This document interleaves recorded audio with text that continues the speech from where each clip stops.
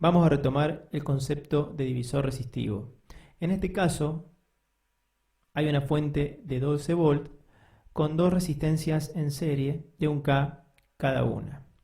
Podemos adelantarnos y decir que en cada una de estas resistencias la caída de tensión es de 6 volt.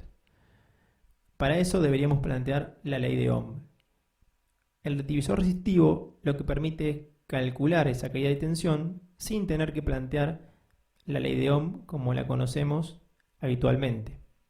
Es decir, si quisiéramos calcular la caída de tensión en esta resistencia, habría que hacer lo siguiente: el valor de esta resistencia dividido la resistencia en serie, o sea, la suma de las dos, y esa fracción multiplicada por la tensión en la fuente. Ese cálculo nos va a dar la caída de tensión en esta resistencia. Es lo que está planteado acá. 1, la resistencia de 1K, ese valor dividido la suma de las dos, la resistencia en serie, 0,5 multiplicado por 12, da un valor de 6 volt.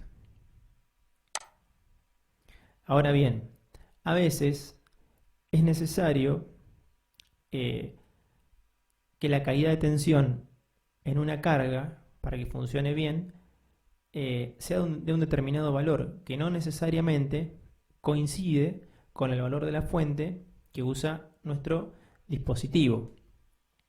Incluso, si tuviéramos una tensión comercial de 12 volt y se necesitara nuestra carga una caída de tensión de 6 volt, no convendría comprar una fuente de 6 volt, aunque venga comercialmente, para acoplar nuestra carga. Convendría aprovechar la fuente de 12 que ya tenemos. Y eso se puede hacer mediante el divisor resistivo con carga. Si acoplamos, por ejemplo, una carga de 1K5 que necesite una caída de tensión de 6 volt a cualquiera de estas dos resistencias, digamos, si la acopláramos, en principio tenderíamos a pensar que la caída en esa resistencia sería de 6 volt. Y vamos a probarlo, ¿no?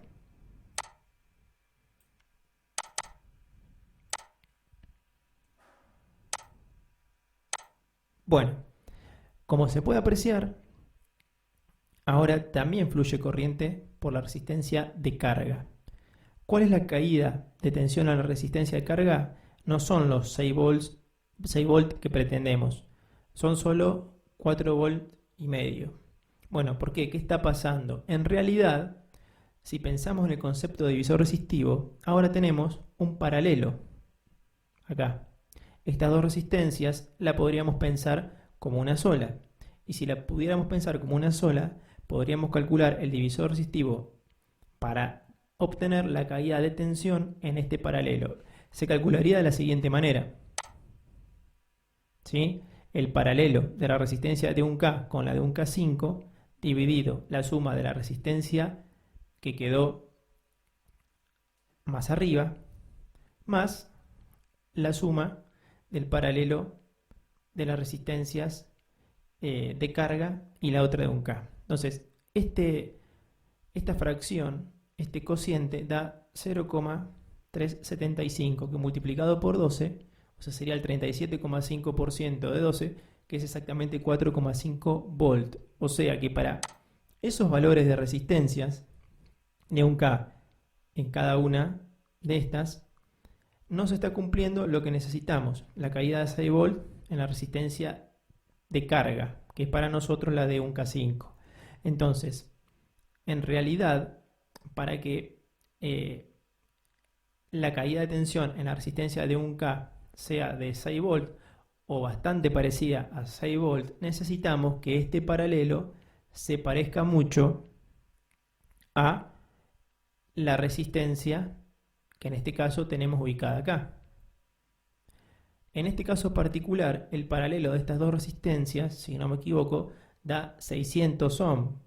Por lo tanto, con ese valor de resistencia equivalente, si acá hay 600 ohm y acá tengo una de 1K, obviamente la tensión no va a ser equilibrada. La caída de tensión entre esta carga y la equivalente, que es 600 ohm, no sería equilibrada. Para mejorar eso, lo que básicamente hay que hacer es utilizar resistencias más chicas. O sea, por ejemplo, achicar 10 veces menos cada una de estas resistencias. Si hablamos de 1000, tendríamos que ir a 100 en cada una de las elegidas. En este caso particular, obviamente, como se puede ver acá, ha aumentado la corriente, o sea, vamos a tener un circuito menos eficiente desde el punto de vista del gasto de energía, pero vamos a mejorar la caída de tensión. ¿Por qué? Porque en realidad lo que está pasando acá es que el paralelo de estas dos resistencias se va a parecer mucho más a 100 que el paralelo que teníamos antes. Entonces, en este caso, por eso, porque seguramente la resistencia equivalente está cerca de 100, en este punto estamos obteniendo una caída de tensión cercana a 6 volt. Como se ve abajo, aproximadamente 5,81 sería.